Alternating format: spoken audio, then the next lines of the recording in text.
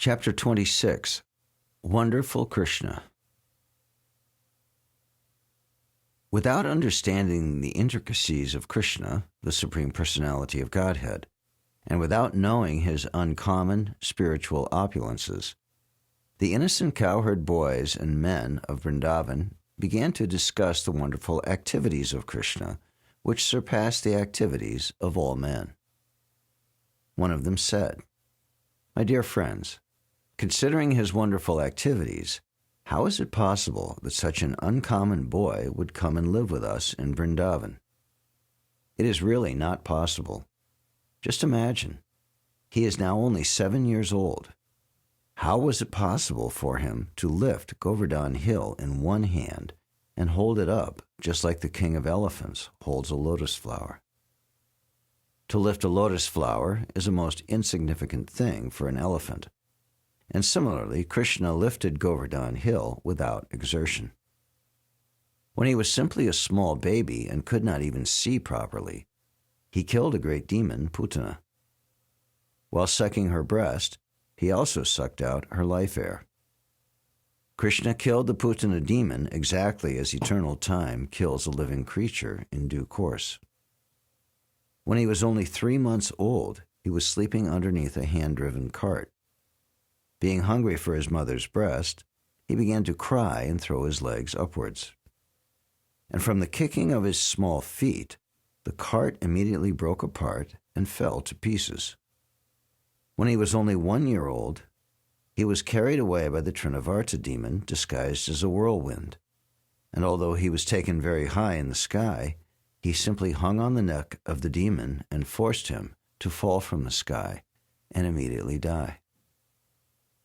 Once his mother, being disturbed by his stealing butter, tied him to a wooden mortar, and the child pushed it towards a pair of trees known as Yamala Arjun and caused them to fall. Once when he was engaged in tending the calves in the forest along with his elder brother Balaram, a demon named Bakasura appeared, and Krishna at once bifurcated the demon's beaks. When the demon known as Vatsasura entered among the calves, tended by Krishna with a desire to kill him, he immediately detected the demon, killed him, and threw him into a tree.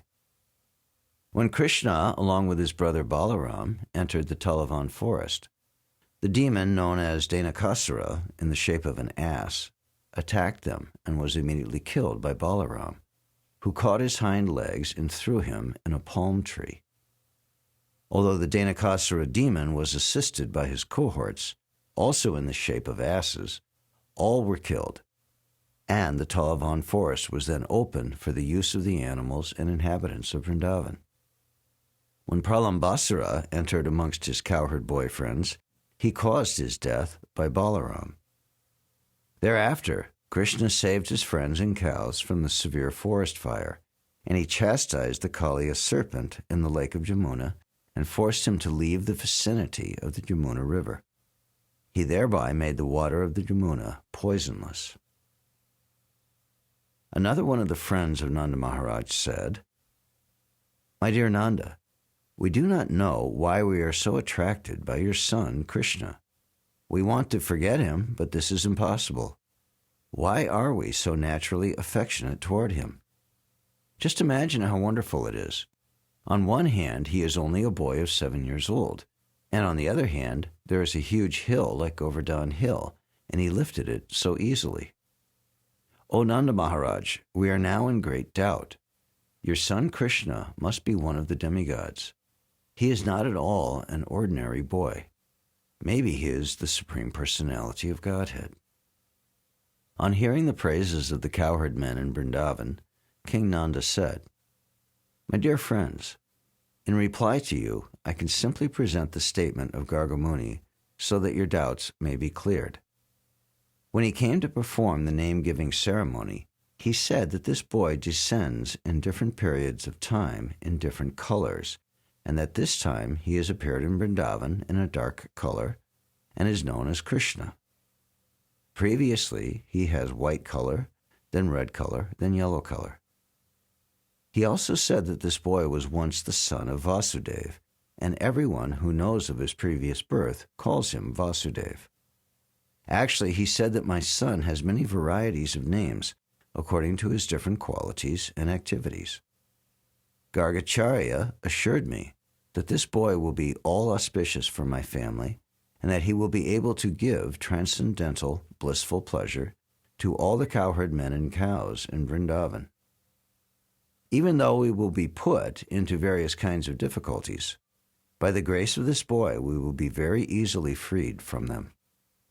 He also said that formerly this boy saved the world from an unregulated condition, and he saved all honest men from the hands of the dishonest. He also said that any fortunate man who becomes attached to this boy, Krishna, is never vanquished or defeated by his enemy. On the whole, he is exactly like Lord Vishnu, who always takes the side of the demigods, who are consequently never defeated by the demons. Gargacharya thus concluded that my child would grow to be exactly like Vishnu in transcendental beauty, qualification, activities, influence, and opulence, and so we should not be very astonished by his wonderful activities. After telling me this, Gargacharya returned home, and since then we have been continually seeing the wonderful activities of this child. According to the version of Gargacharya, I consider that he must be Narayan himself, or maybe a plenary portion of Narayan.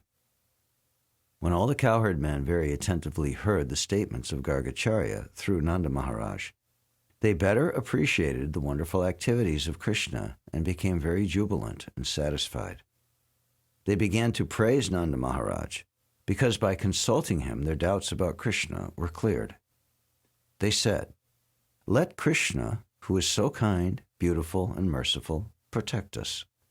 When angry Indra sent torrents of rain, accompanied by showers of ice blocks and high wind, he immediately took compassion upon us and saved us and our families, cows, and valuable possessions by picking up the Govardhan hill, just as a child picks up a mushroom. He saved us so wonderfully. May he continue to mercifully glance over us and our cows. May we live peacefully under the protection of wonderful Krishna.